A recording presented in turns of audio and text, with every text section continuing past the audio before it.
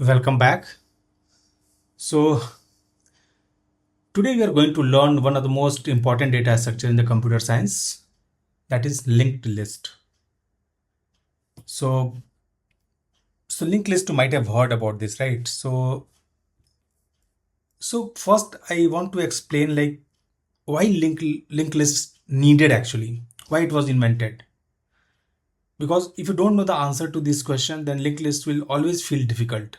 So in this lecture, we won't write any single line of code. We are just going to understand why linked list exists, what problem it solves, and what is the use case in the real life systems. And then we'll see how to traverse, how to do the operation on the linked list. Okay. So once our foundation becomes strong, coding will be very easy. So let's get started now. Okay, so imagine, just see in one classroom, suppose there are 50 students are sitting here. Okay, in one line they are sitting here like that. What happens? Just you can consider this A, B, this C student, this D, X, Y, Z, something like that, right? Now suddenly a new student arrive and he wants to sit between C and D, right? So what will be the sector now then?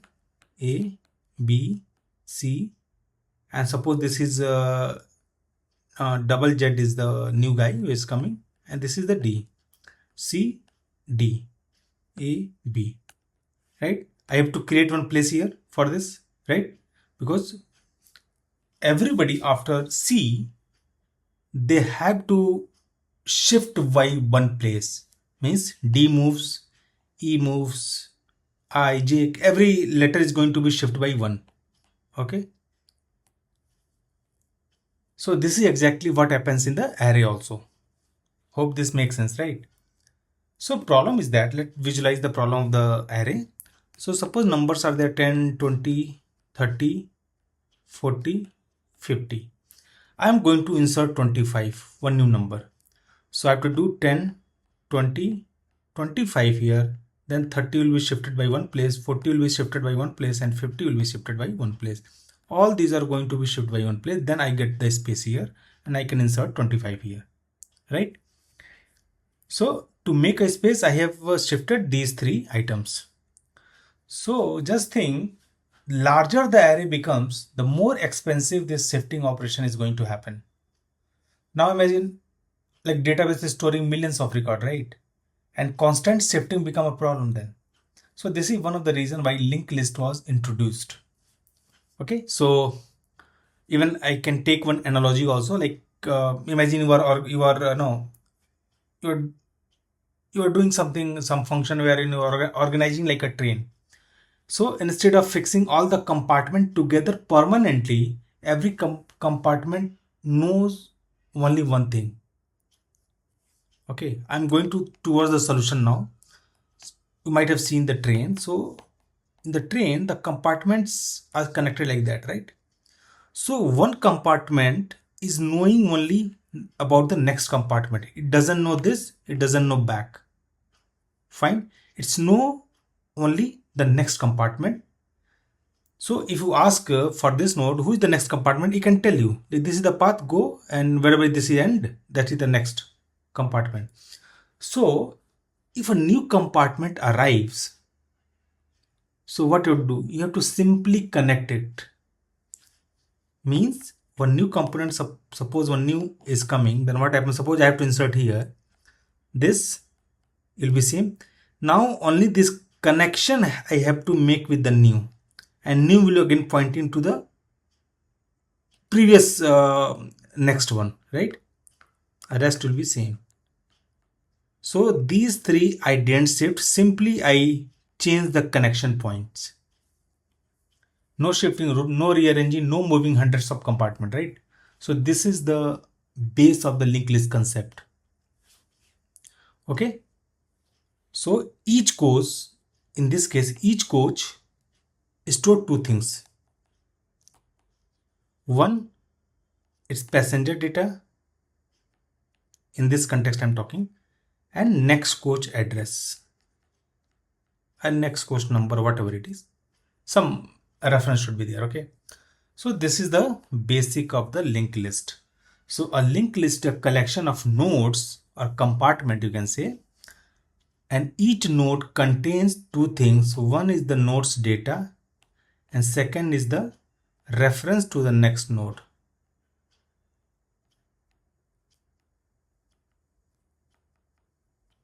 Correct? And together they form a chain. They see one node, right? It will point to someone. This is having the same structure. So this they will make a chain like that. Alright, so now entire linked list is built using the small building blocks that is called a node. Let's little bit think about the nodes. So nodes is nothing but it's a Lego block.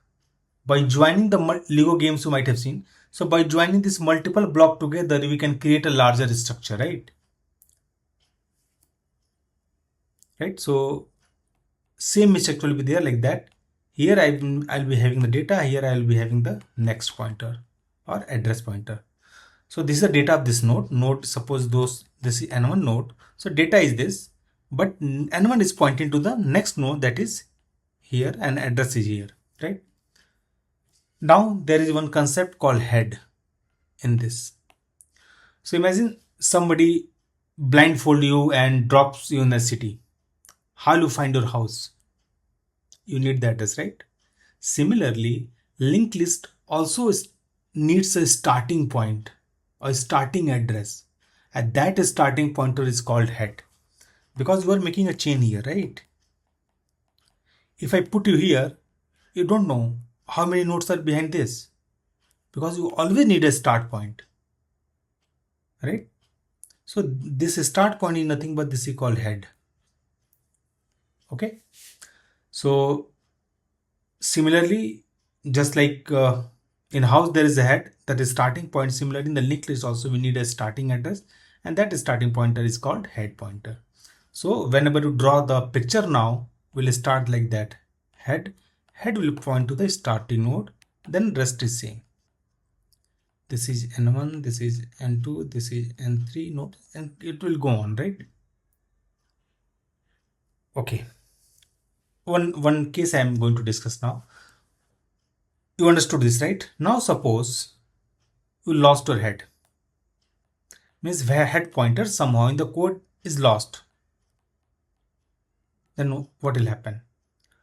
And this is a very favorite question. I mean interview favorite question. So if head is lost, can we recover the linked list? Of course no. Because we don't know the starting point. I don't know where this whole whole linked list is existing in the memory, where they are dangling. I don't know, right? Because head is the entry point. If you lost it, means there is no entry point, you can't access that, right? So without head, all nodes become unreachable. Remember this. It's a very important point. Without head, all nodes become unreachable. Okay, let's see some real word examples, right?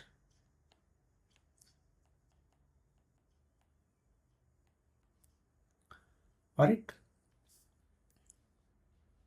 So if someone is asking like where linked list is used, I mean you can answer this, right? First is browser navigation.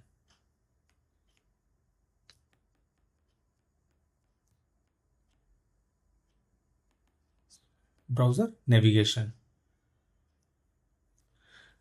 When you open something in the browser like Google, YouTube or Udemy, when you click back or forward in a browser, what happened? Browser remember the previous page, and this is commonly implemented using the another advanced form of the linked list that is called W linked list. We'll come to this point later. W linked list. So W link is nothing but in normal linked list it is having the forward address, and in this it will having the backward address as well. So here is the data, and this is the backward address, this is the forward address. Understood?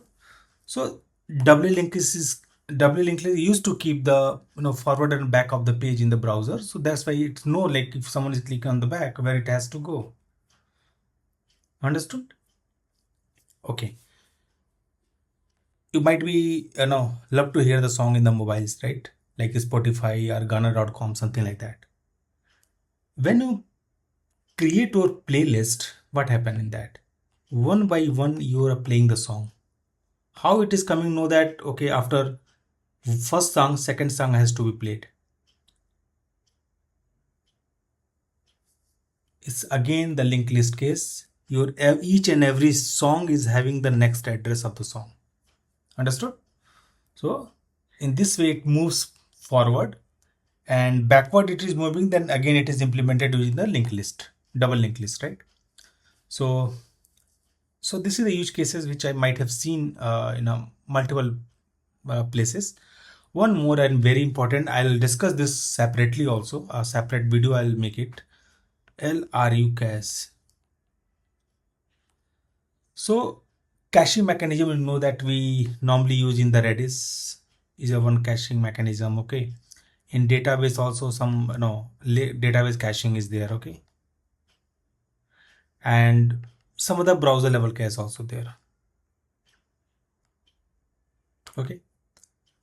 So almost every caching system uses the linked list internally. In fact, one of the most famous interview question is this LRU cache. I told you, right?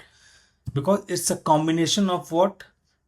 It's a combination of hash map plus doubly linked list. Okay, DLL. Okay, so and I'm just giving you the idea. What is the LRU? LRU is nothing but is a fixed size of memory partition. And whenever new data is coming, we have to we have to remove somehow based on some strategy or algorithm the old data from this cache so that we can maximize the hit in the caching. So which one has to removed? So this is all combination of hash map and doubly linked list, right? Okay. So now before coding, let's understand every operation that a linked list supports, because later every interview question will be built on these operations only. Okay. So first operation that we can do is nothing but traversal. Okay.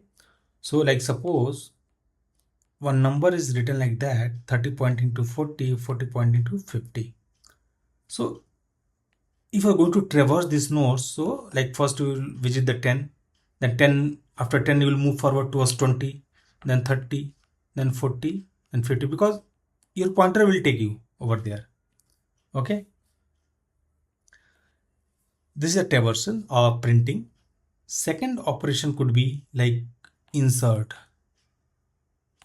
And it's a very interesting problem, because the insert operation happen at two places, three places actually. It can happen at the beginning. You can insert here also, you can insert here also, you can insert in the last also. At beginning, at between, at last. Correct? So these three operations we can do. So insert at start, insert at end, and insert at position, right? Some position is given like insert at third place, insert at mid, like that. Okay. Then there could be some delete operations. So maybe delete first node or delete nth node. All these are possible, right? So normally happens like like when you are doing some queue processing. So in that older data could be removed, or there may be some strategy like remove oldest request, right? So there are multiple. In this one more case, like delete last node, first node and last node, or given particular index, like delete nth node or delete last node. So these 2-3 variations are there of this problem. Okay. And search is there, like suppose find out the given element is existing in the given linked list or not, right? So this is called search. Okay. So in this search, some target value will be given, like suppose 20 has been given. So you have to search in the whole this linked list where 20 exists. If exists, then return true.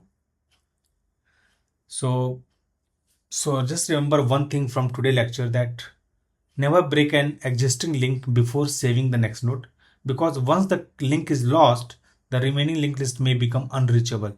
Okay, so this single mistake cause most linked list bug. All right. Okay. So you now understand why linked list exists, real world use cases, arrow examples, internal structure, how what is the head node, what are the different operations that you can perform. So that's all. This is the basic structure. That's enough for the programming now. So in the next lecture, we will become a programmer now. We are going to get our hands dirty now, and we will create our own linked list from the scratch in Java. Then we try to build the head, traversal, insert, deletion operation. Okay. So let's see you in the next one.